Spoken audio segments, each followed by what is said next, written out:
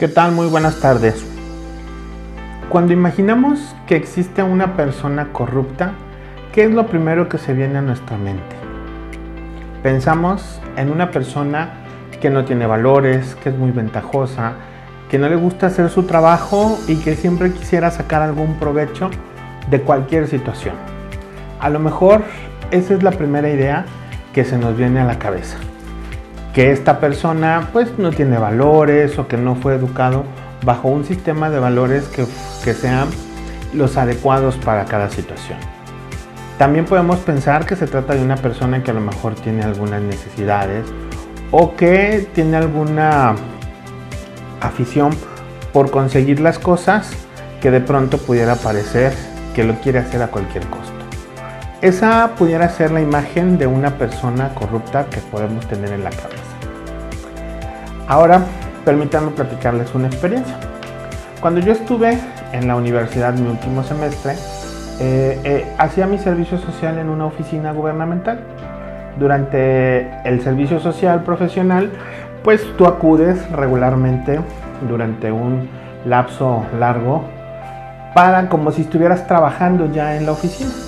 Yo llegaba terminando mis clases a partir de las 10, 11 de la mañana y me retiraba a las 4 o 5 cuando todo el personal se iba. Durante ese tiempo, en la oficina donde yo trabajaba, única y exclusivamente estaba mi jefe y yo. Entonces, durante todo ese tiempo, yo me convertí en su asistente, en el que le hacía los oficios, el que proyectaba los acuerdos. Era parte de mi trabajo y llegamos a tener una muy buena comunicación. Entonces, de pronto, en alguna parte de la oficina se genera una vacante. En ese momento, el jefe de la oficina le comenta a la persona con la que yo hacía mi servicio social que le iba a asignar esta vacante para que tuviera ya una persona de planta que le estuviera ayudando, ¿no? Entonces, evidentemente, pues como yo ya tenía 6 meses haciendo mi servicio social, acudía regularmente en el horario de oficina, sabía las funciones, hacía y desarrollaba todo lo que aquella persona se supone que vendría a ayudarle a la persona con quien yo estaba. Entonces, pues lo primero que imaginé pues era que pues a lo mejor yo podría ser el candidato ideal. Es decir, pues tenía la experiencia, contaba con los conocimientos, ya tenía la empatía de mi jefe en ese momento, con quien yo hacía mi servicio, y pues ya tenía la experiencia de 6 meses de estar haciendo ese tipo de actividades. Sin embargo, de repente, un lunes llego a mi servicio y en la computadora donde yo regularmente trabajaba, ya estaba sentada otra persona, ¿no? Esta persona pues era conocida o familiar de alguno de los jefes de la oficina. Era familiar de otro director, de otro de los directores generales de la oficina. Y el licenciado con quien yo hacía mi servicio me dice, esta persona será la que nos estará ayudando. Entonces la verdad para mí pues sí fue algo muy impactante, pues porque yo tenía aspiraciones de poder obtener ese lugar. Entonces de pronto sí me quedé pensando, bueno, pues esta persona tiene ciertos privilegios, es conocida por uno de los directores generales, su pariente le consiguió el lugar y no les importó para nada que yo ya tuviera la experiencia, que yo ya estuviera haciendo esas actividades y que durante 6 meses previos pues yo hubiera estado como meritorio aspirando a algún lugar. Tiempo después se desocupó otra vacante, yo ingresé a trabajar en esa oficina, en otra área, y bueno, a lo largo del tiempo pues llegamos a hacer una muy padre amistad con la persona que ingresó al lugar al que yo aspiraba originalmente. Durante todo este tiempo yo la conocí, pues se trataba de una persona que como yo pues también era estudiante de Derecho, tomaba sus clases, asistía al trabajo, cumplía los objetivos, hacía las mismas funciones que hacía yo. Hicimos muy bonita amistad y pues descubrí que esta persona no cumplía ninguna de esas características que a lo mejor hace rato estábamos platicando. Ninguna de ellas no era ni una mala persona, no tenía ni aspiraciones, simplemente era alguien a quien le habían dado la oportunidad que a mí no se me había dado. Al final del día, pues bueno, la corrupción muchas de las veces no tiene la cara que todos identificamos. Existen muchos actos como este que les estoy platicando que inclusive para ella ella no sabía ni siquiera que yo estaba ahí previamente, que yo ya tenía 6 meses desempeñando ese puesto. Entonces, pues a final de cuentas, a lo mejor sí hubo alguien que obtuvo un beneficio derivado de una posición, pero pues realmente no podremos hablar de que la corrupción es algo que esté ahí, ¿no? Entonces, ¿esto a qué nos lleva? Bueno, pues primero es necesario identificarla. Si nosotros queremos ser partícipes del combate a la corrupción, lo que tenemos que hacer es identificarla. Muchas de las veces, pues no sabemos si está más cerca de lo que todos nosotros pensamos. Precisamente por eso el día de hoy ya platicaremos acerca de qué es la corrupción, ¿no? En principio, podemos decir que la corrupción es obtener un beneficio indebido a costa del perjuicio de otra persona o de otra colectividad cuando no tenemos derecho a ello. ¿Qué quiere decir esto? Bueno, en principio, se trata de un beneficio indebido. ¿Qué quiere decir un beneficio indebido? Bueno, es una ventaja que en condiciones normales pues no nos hubiera correspondido. Es decir, no hubiéramos nosotros podido tener acceso. En el ejemplo que platicábamos hace rato, a lo mejor si su familiar de mi amiga que se quedó en el puesto no hubiera estado en esa posición de decisión, pues simple y sencillamente ella nunca se hubiera enterado y nunca hubiera ido a entrevistarse, ¿no? Entonces, la corrupción precisamente es esto, ¿no? Cuando todos tenemos a todos nos ha pasado en algunas ocasiones que no cumplimos un requisito, que queremos que nos apliquen un examen en una fecha diferente, que a lo mejor queremos que nos adelanten en la fila de pendientes. En fin, son muchas condiciones que a final de cuentas se trata de beneficios que nosotros ordinariamente no pudiéramos tener y que bueno, pues cuando estamos inmersos en un proceso de corrupción, pues sí los obtenemos. También tenemos que tener esta idea de la toma de decisiones, ¿sí? La decisión alguien la tiene que tomar. Alguna persona tiene que hacer ese uso de esa facultad, de ese poder que tiene para tomar esa decisión. Muchas de las veces es que no sabemos realmente de dónde viene. En el caso que platicábamos hace rato, pues a lo mejor mi amiga no había sido la corrupta, a lo mejor ella se había beneficiado por un acto de corrupción, pero a lo mejor había sido su familiar el que hizo que llegara a esa oficina sin tener a lo mejor todos los méritos necesarios. Entonces, también eso es importante, tiene que haber un acto de decisión. Y segundo, tenemos que afectar a otro o a una colectividad en general. ¿Por qué hablamos que tenemos que afectar a uno o a una colectividad en general? Porque precisamente en eso radica el objeto de la Constitución. Nosotros a lo mejor no teníamos derecho a obtener una consulta con el médico especialista dentro del Seguro Social, pero como conocíamos a alguien que nos puso en la lista, pues a lo mejor tuvimos, pero eso que ocasiona que una persona que había estado esperando 6 meses esa cita, pues la hayan desplazado a lo mejor un día, una hora o unos días posteriores a la vez que le tocaba. Cuando hablamos también de ciertos actos de corrupción en donde no necesariamente está determinada una persona, hablamos de una colectividad, pues bueno, tenemos ejemplos de desfalco, ¿no? Muchas de las ocasiones programas sociales se utilizan como fines electorales. Tenemos campañas que se generan para apoyo al combate a la pobreza que de pronto se ven repartidas durante los días o los meses de campaña. En conclusión, podemos señalar, la corrupción implica un beneficio en el cual, derivado de una toma de decisiones, es un beneficio indebido, derivado de una toma de decisiones en donde al final de cuentas se perjudica a una persona o a una colectividad en particular, quien no tenía la obligación de soportar esa parte. Esa parte es precisamente lo que podemos considerar como un acto de corrupción. Ahora, ¿dónde podemos encontrar ese tipo de actos de corrupción? De pronto pareciera que hay actos de corrupción en cualquier parte de nuestra vida. Estamos ya inmersos tanto en un sistema que ha tenido un desarrollo institucional muy complejo, que de pronto vemos la corrupción en cosas tan sencillas y tan cotidianas que no la logramos identificar. Es por ello que es importante que tengamos presente que la corrupción puede estar en cualquier parte.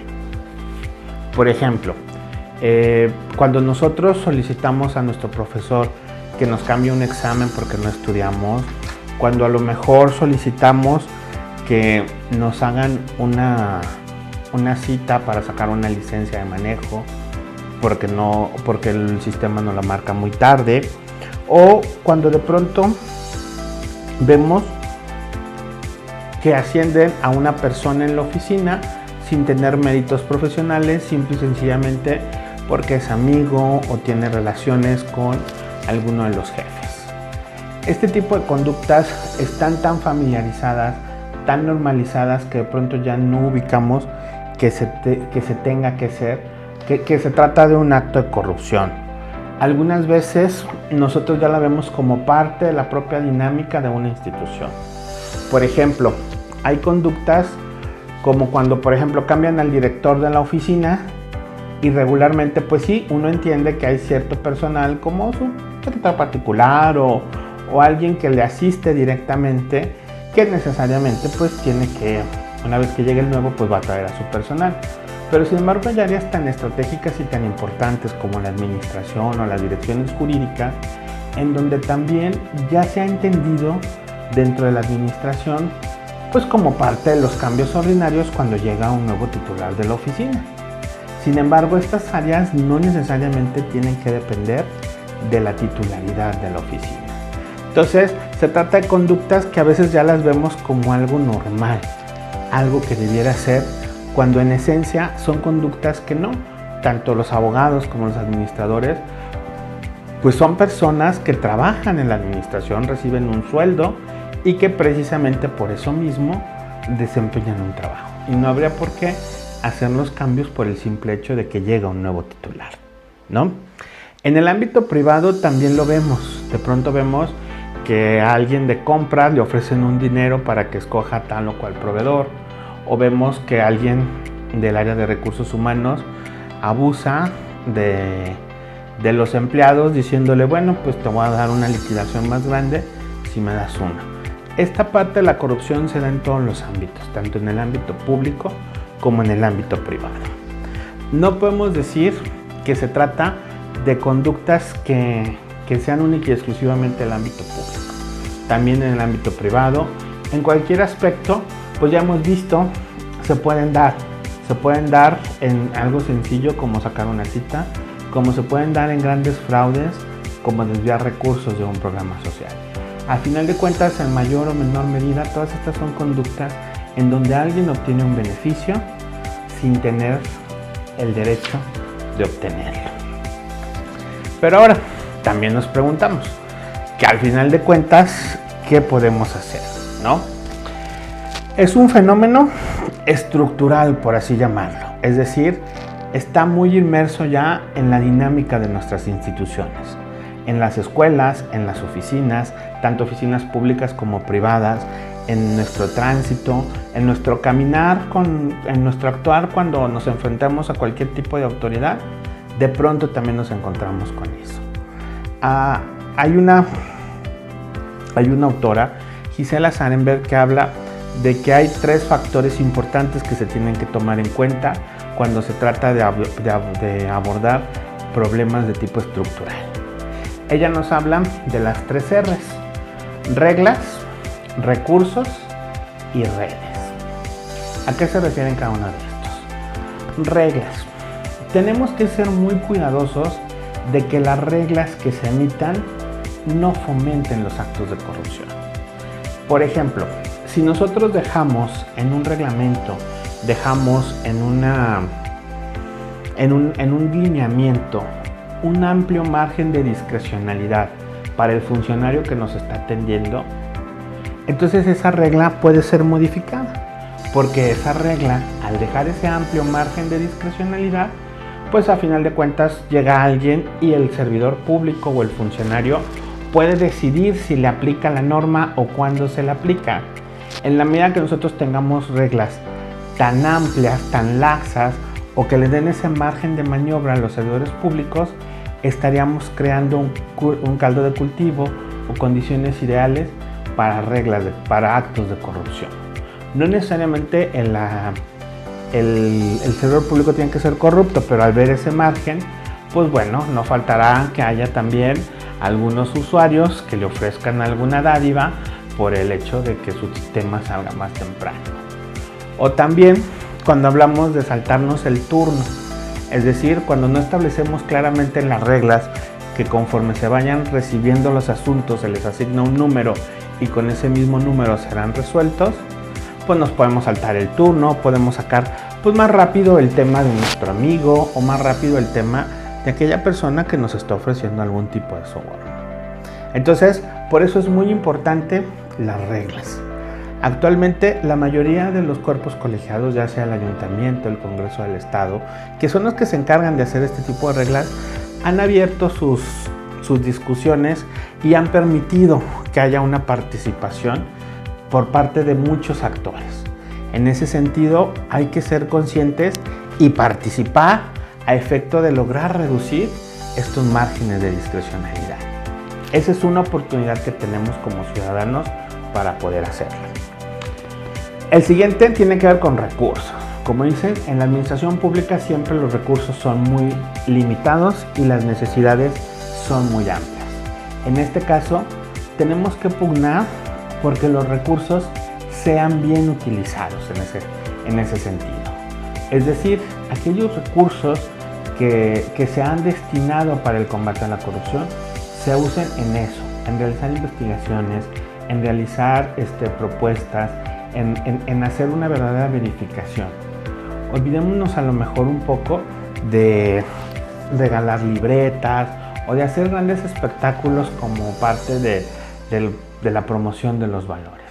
Hagamos donde nuestros recursos, los pocos recursos que se destinan a estas condiciones, se apliquen debidamente en generar propuestas o en generar pequeños cambios que nos ayuden el día de mañana a tratar de abatir este gran mal, ¿no?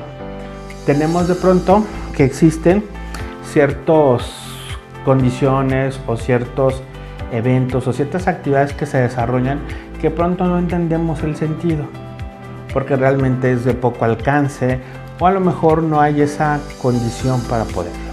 Como ciudadanos también tenemos que ser vigilantes que todos esos recursos se utilicen de buena manera y de manera eficiente. Es decir, que verdaderamente se ejecuten en lo que se pretende abatir. Y por último, hablamos de redes, la tercera R. Redes, ¿qué quiere decir esto? La participación. Todos tenemos que colaborar y tenemos que hacer sinergia con las autoridades que se dedican al combate a la corrupción.